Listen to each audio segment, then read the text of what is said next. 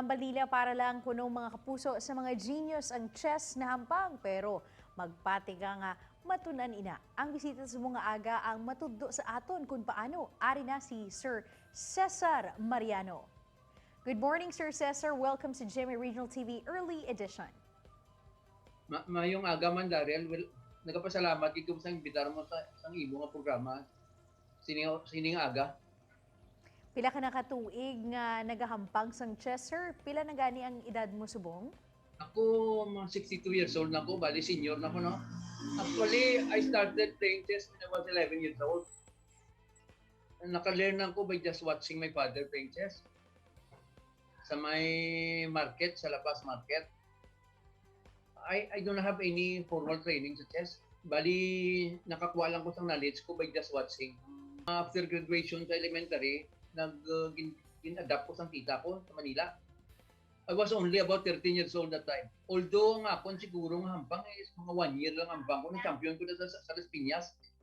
Ano ang chess, Sir Cesar? Kag ano ang kinahanglan para matunan ini? Ang chess, mapos kilang tunan ng chess. Ang kinahanglan mo lang is a chessboard. You can play anywhere.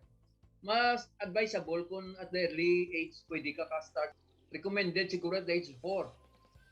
Balikan tabi ang younger years mo sa chess, paano ka man nag-umpisa? Bali, amo to be in first competition ko sa Las Piñas na ako ng champion. Then, may mga competition ako intercities. Nag-champion ako sa may board 1 sa intercities sa Vigan. Tapos, nag-champion ako sa may Paris Bank Regional. Tapos, ako ang kauna-unahan nag-perde sang top GM sa China. Nagampang ko sa may World Open sa Philadelphia. Nag-champion ko sa may category ko sa 2400 and below. Nagampang ko sa LA, nag-champion man ko the same category. Pag na-awardan ko sa US Master. So aside from Philippine Master, nag-US Master man ko. Ikaw ang ginatawag nga master kung chess ang istoryahan. Paano mo ginatrain ang mga kabataan, sir? Kag so far, ano-ano na ang mga tournaments nga nadagaan nyo? Kung group, mahinay ang learning sa group. Ang lesson dapat ikuan sa chess, individual. Pero kung mahampang ka lang for the sake nga just to play, madali lang siya.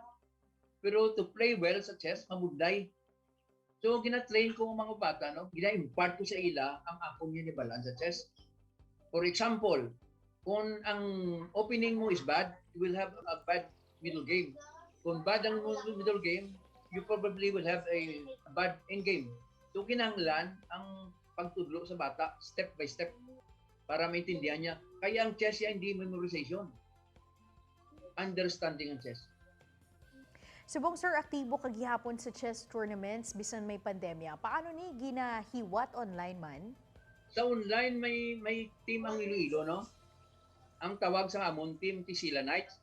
During the pandemic, may isa ka abogado from Manila nga nag-conceptualize sa amuni nga ginatawag na PCAP, Philippine Professional Chess Association of the Philippines.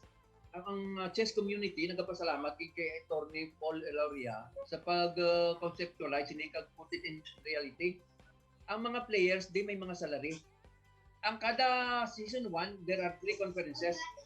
Sa first conference nag-third kami. Second, first kami.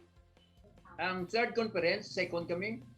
Tapos ako ang most valuable player sa Contra Negros para championship para sa Southern. So nagdaog ang Iloilo, gakanda kami ng tournament monthly para ang mga bata aware man sa chess. Kung ang basketball, ginatawag ng height is might. Diri sa chess, wala kinanglan sa height mo. Salamat gid sa tips subong aga, Chess Master Cesar Mariano. Salamat gid, Daryl. Salamat gid sa mga kapuso nga naglantaw subong aga. Thank you very much. Ini ang GMA Regional TV Early Edition.